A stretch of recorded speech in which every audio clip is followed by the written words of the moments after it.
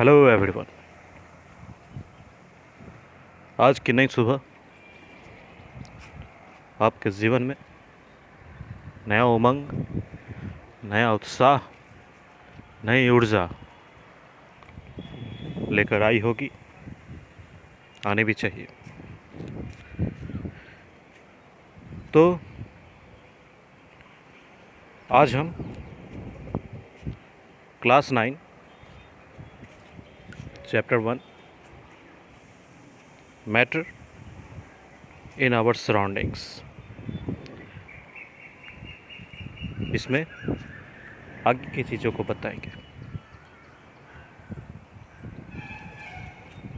पहले हमने क्या पढ़ा उसके बारे में एक छोटा सा रिकैप ले लें। हमने पिछले क्लासेस में what is matter, constituents of matter, physical nature of matter,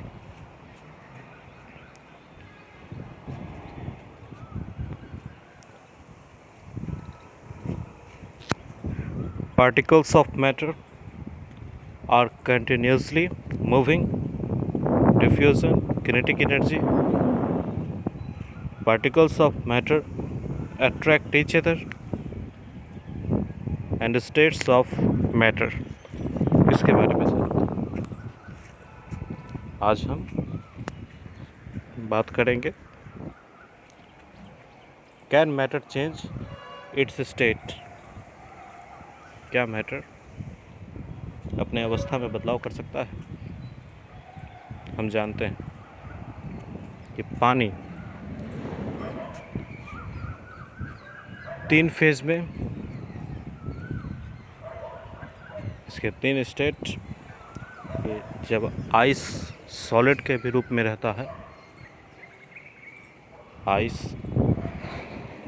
cubic shape, solid form में भी रह रहा है, तो भी इसके अंदर वाटर ही है और पानी से ही बना है।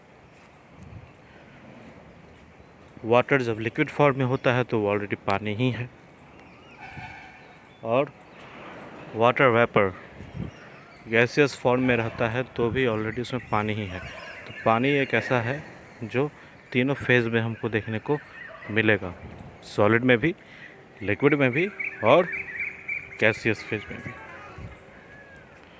हम आज देखेंगे effect of change of temperature.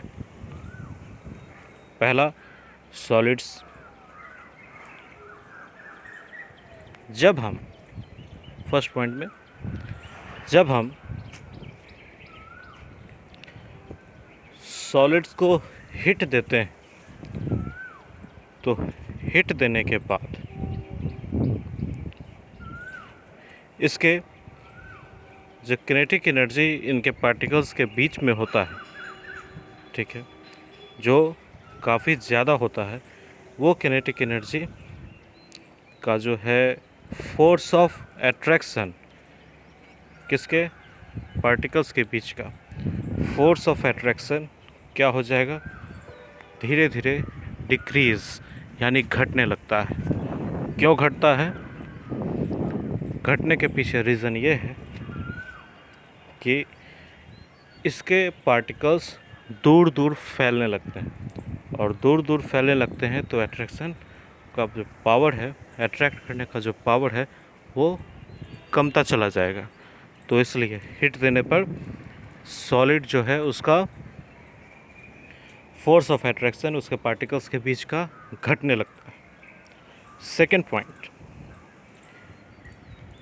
इसके पार्टिकल्स वाइब्रेट करने लगते हैं। वाइब्रेट करने के बाद अपने पोजीशन में बदलाव करना शुरू कर देते हैं। धीरे धीरे जब इनको हिट मिलने लगता है, और हिट मिलने के बाद ये सॉलिड से कन्वर्ट हो जाते हैं किसमें, लिक्विड में। फिर है मेल्टिंग पॉइंट।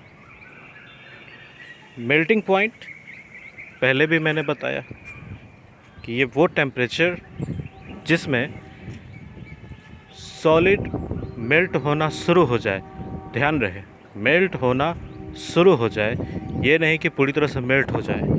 तो वो टेम्परेचर जिसमें सॉलिड सब्सटेंस मेल्ट होना शुरू हो जाए तो वो उसका मेल्टिंग पॉइंट कहलाता है। और मेल्टिंग पॉइंट कहलाने के साथ साथ ये जो लिक्विड जो अभी बनकर तैयार होगा तो किस पे, एटमॉस्फेरिक प्रेशर पे। ये एटमॉस्फेरिक प्रेशर मैं अभी जस्ट बताऊंगा। एग्जाम्पल के तौर पे मेल्टिंग पॉइंट का देखें तो आइस जब मेल्ट होता है तो इसका टेम्परेचर है 273.16 केल्विन। नेक्स्ट है फ्यूज़न। फ्यूज़न में क्या है, the process of melting of a solid into liquid is called fusion.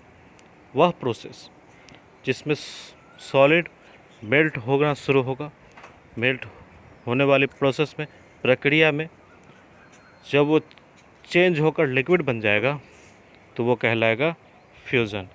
हम एक एग्जांपल्स, मामूली सा छोटा सा एग्जांपल भी लेकर चलें तो जैसे पानी में अगर हम चीनी डालते हैं तो पानी में चीनी घुलने लगता है, और घुलने लगता है तो यानी वो जो सॉलिड पार्टिकल्स था वो भी लिक्विड बनना शुरू हो गया, तो ये क्या कहलाएगा, फ्यूज़न कहलाएगा। ठीक, इसके बाद है नेक्स्ट पॉइंट कि कभी कभी ऐसा भी होता है, कभी कभी नहीं हमेशा ऐसा होता है कि टेम्परेचर बढ़ने पर चीज़ें मेल्ट होनी शुरू हो जाती हैं, मेल्ट हो भी जाती हैं, लेकिन उसमें हमको हीट मालूम नहीं चलता है। अब ये क्या है, जैसे अगर हम एक आइस क्यूब लें, उसको पिघलने के लिए छोड़ दें, पिघलने के लिए छोड़ देंगे तो तुरंत जो अभी वो फेज चेंज किया है, लिक्विड बना है, और उसमें पानी को अगर हम टच करें तो जैसे वो आइस क्यूब ठंडा था वैसे वो भी ठंडा है, लेकिन क्या हुआ, स्टेट बस चेंज हो गया। अब ये क्या चीज़ है, तो वही है next point, latent heat. Latent heat में क्या है कि स्टेट तो बदल जाएगा लेकिन हीट या टेम्परेचर हमको जो पहले के स्टेट का था, पहले के फेज का था, वही हमको महसूस होंगे। जैसे आइस है, वो मेल्ट हुआ, वाटर बना, लेकिन अभी जो उसका टेम्परेचर वो बिल्कुल आइस की तरह ही है, सिर्फ फेज चेंज हुआ, तो इसको हम कहते हैं लेटेंट हीट। अब है latent heat of fusion. The amount of heat energy required to change 1 kg of a solid into liquid at atmospheric pressure at its melting point is known as the latent heat of fusion। क्या है कि अगर हमको एक heat energy का मात्रा चाहिए, ज़रूर से ज़रूर चाहिए, किस चीज़ के लिए, तो 1 kg ऑफ सॉलिड के लिए। वही 1 kg का सॉलिड है, उसको हमको मेल्ट कराने के लिए कुछ हल्के फुल्के अमाउंट में एनर्जी चाहिए, और उस एनर्जी के तहत जब वो सॉलिड सब्सटेंस लिक्विड बन जाता है, तो लिक्विड बन जाता है किसकी वजह से, तो एटमॉस्फेरिक प्रेशर में जब वो लिक्विड बनकर मतलब मेल्टिंग पॉइंट जब उसका पहुंच जाता है, तो इस चीज़ को हम बोलते हैं लेटेंट हीट ऑफ फ्यूज़न। क्या हो रहा है कि 1 kg कोई सॉलिड है, उसको हमको मेल्ट करना है, लेकिन हम नहीं चाहते कि उसका टेम्परेचर बढ़े, तो हम कुछ मात्रा में उसको हीट देंगे, और जैसे ही वो उसका मेल्टिंग पॉइंट शुरू हो जाएगा। तो ये जो टेम्परेचर है इसको हम बोलेंगे the latent heat of fusion. Next है atmospheric pressure. Pressure exerted by the weight of the atmosphere। वायुमंडलीय दबाव से, एटमॉस्फेरिक प्रेशर से जो दबाव बनता है, ठीक है, यानी वायुमंडल का जो अपना प्रेशर है, अपना दबाव है, उससे जब चीज़ों पे दबाव बनती हैं तो वो कहलाती हैं एटमॉस्फेरिक प्रेशर। और जब जैसे कि ये एटमॉस्फेरिक प्रेशर हर चीज़ में लगता है, क्योंकि वायुमंडल का दबाव हर समय हर चीज़ पे रहेगा, ठीक है। तो ये सारी चीज़ें थी। नेक्स्ट वीडियो में हम लिक्विड के बारे में बात करेंगे, फिर गैसियस फॉर्म के बारे में भी बात करेंगे। तब तक के लिए देखें इस वीडियो को। मैंने जो लोग अभी नए जुड़े हैं उनके लिए एक YouTube चैनल पे पिछले सारे वीडियोस अपलोड किए हैं, ताकि वहाँ से भी आपको समझने में आसानी हो। तो जो भी नए स्टूडेंट्स हैं उनको मैं लिंक प्रोवाइड कर दूँगा। जिनको लगता है कि उनका पिछला क्लास छूट चुका है, वो उस पे जाकर अपने पिछले क्लास को रिकवर कर लेंगे। तब तक के लिए घर में रहें, सुरक्षित रहें। बहुत बहुत धन्यवाद।